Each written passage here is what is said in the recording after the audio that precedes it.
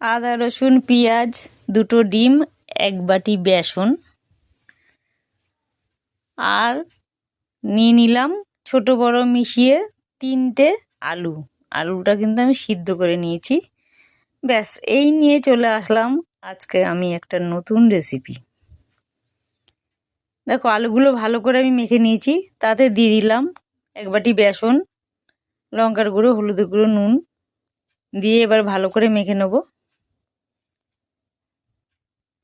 এটা কিন্তু কম বেশি বাড়িতে অনেকেই করে খাও, কিন্তু আমি কিভাবে খাই সেটাই একটু তোমাদের সঙ্গে শেয়ার করলাম। দেখো, খুব ভালো করে মাখা কিন্তু হয়ে গেছে। হাতটা একটু ধুয়ে আসলাম, নাহলে হাত দিয়ে তো ভালো করে চটকিয়েছি, হাতে লেগে গেছিলো সারা হাতে। কড়াইতে তেল গরম হয়ে গেছে, এগুলো আমি ছোট ছোট করে ভেজে নেব বড়াগুলো।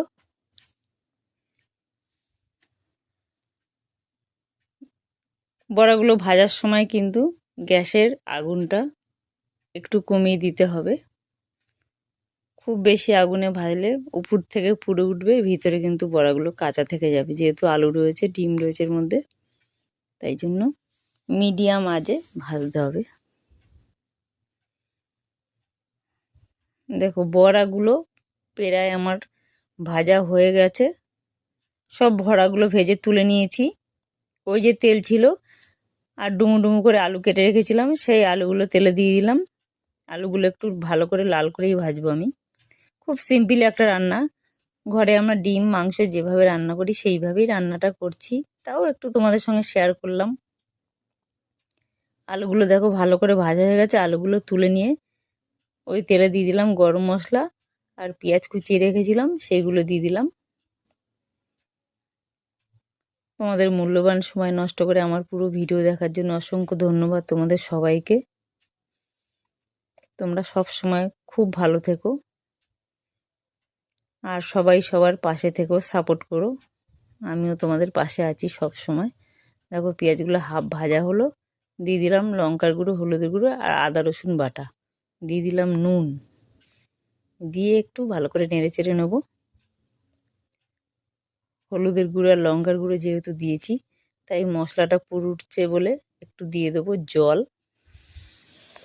অল্প একটু জল দেবো, দিয়ে একটু ভালো করে কষাবো এবারে।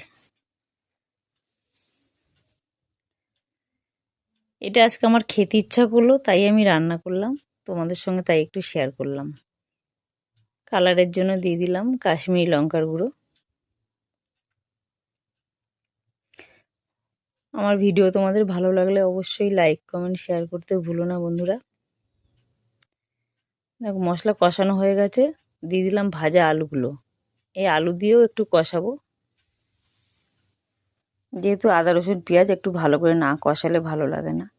দিয়ে দিলাম একটা মাঝারি সাইজের টমেটো কেটে রেখেছিলাম, সেটা দিয়ে দিলাম।